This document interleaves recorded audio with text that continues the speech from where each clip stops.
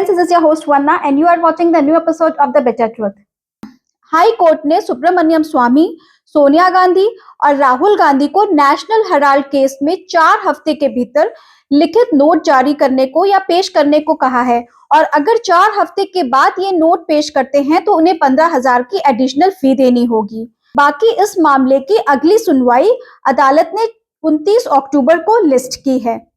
तो स्वामी ने 11 फरवरी 2021 के ट्रायल कोर्ट के आदेश के खिलाफ इस मामले को लेकर हाई कोर्ट का रुख किया था, जिसमें इस मामले में गांधी और अन्य आरोपियों के खिलाफ मुकदमा चलाने के लिए सबूत पेश करने की उनकी याचिका को खारिज कर दिया गया था। आखिर नेशनल हेराल्ड केस है क्या, जिसमें राहुल गांधी और सोनिया गांधी दोनों आरोपित हैं। फिलहाल वो लोग बेल पर बाहर हैं। नेशनल हेराल्ड न्यूज़पेपर 1938 में जवाहरलाल नेहरू द्वारा स्थापित किया गया था, जो इंडिपेंडेंस के बाद एजीएल यानी एसोसिएटेड जर्नल लिमिटेड न्यूज़पेपर द्वारा चलाया जाने लगा। और आपको बता दें कि ये एजीएल भी जवाहरलाल नेहरू के दिमाग की उपज थी, जो 5,000 फ्रीडम फाइटर्स को शेयर होल्डर्स बनाकर ये कंपनी शुरू की गई थी। अब 2008 में ये न्यूज़पेपर बंद हो गया और इस पे 90 करोड़ का कर्ज था। अब 2011 में इसके सारे होल्डिंग्स यंग इंडिया लिमिटेड को ट्रांसफर हो गए। अब ये यंग इंडिया लिमिटेड क्या है? तो ये यंग इंडिया लिमिटेड एजीएल के होल्डिंग्स 2011 में जो यंग इंडिया को ट्रांसफर करे गए थे, उसके जस्ट 3 महीना पहले ही सेटअप की गई थी, जिसके डायरेक्टर राहुल गांधी और सोनिया गांधी हैं। और इस कंपनी की कैपिटल जस्ट 5 लाख थी और इस कंपनी के share holder 76% share holders Sonia Gandhi और राहुल गांधी थे और 24% share holders Congress leader Motilal Vora और ऑस्कर फर्नांडिस थे। तो यंग इंडिया लिमिटेड ने 90 करोड़ रुपए की वसूली का अधिकार प्राप्त करने के लिए केवल 50 लाख रुपए का भुगतान किया था, जो एजीएल पे कांग्रेस पार्टी द्वारा बकाया था।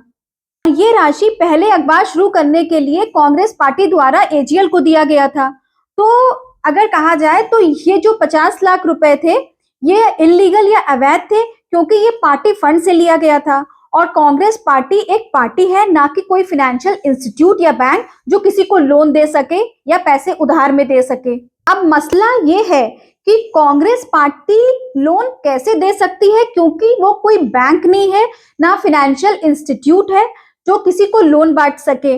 और पार्टी फंड का पैसा पार्टी के ऑपरेशंस के लिए होता है, ना कि किसी को लोन बांटने के लिए या उधार देने के लिए। ये एक तरीके का पैसों का मिसयूज है और इलीगल है।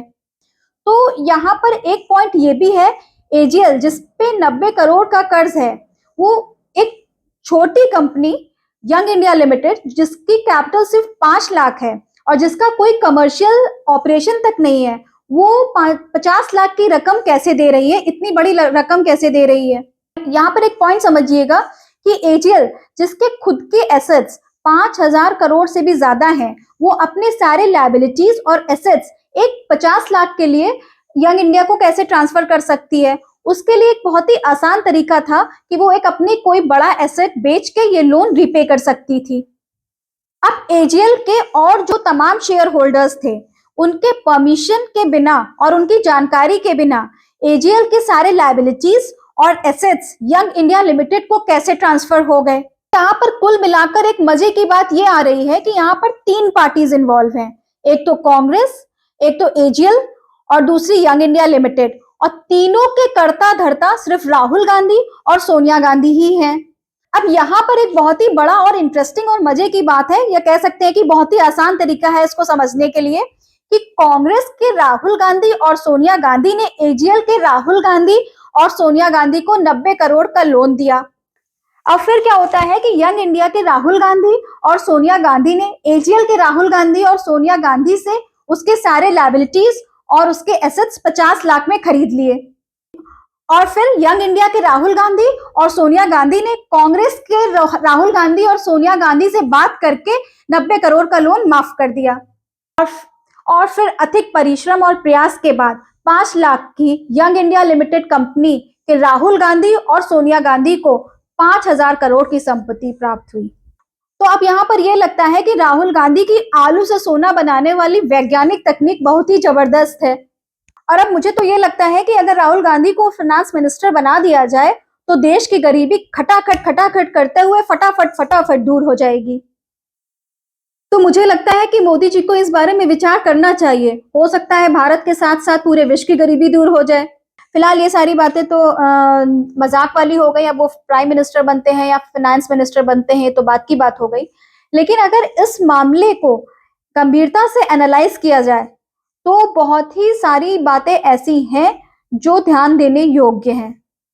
ये मामला कई सालों से कोर्ट में चल रहा है और मोदी जी 10 साल से ज्यादा प्रधानमंत्री हैं और फिर भी इस मामले पे कोई भी ठोस कार्रवाई नहीं हुई। क्यों? एक तरफ तो मोदी जी कहते हैं कि ना खाऊंगा और ना खाने दूंगा, और उनकी तमाम भाषण में और रैलियों में ये कहा, उनको कहते हुए सुना भी जाता है कि सोनिया गांधी पे और राहुल गांधी पे करप्शन के खिलाफ गंभीर आरोप हैं और फिलहाल वो कोर्ट की ब्लेसिंग से बाहर घूम रहे हैं।